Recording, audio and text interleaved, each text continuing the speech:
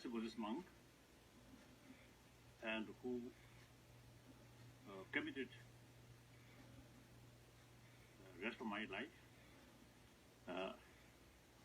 for promotion of religious harmony. So last few decades, with that spirit, I found many spiritual brothers, sisters in different traditions.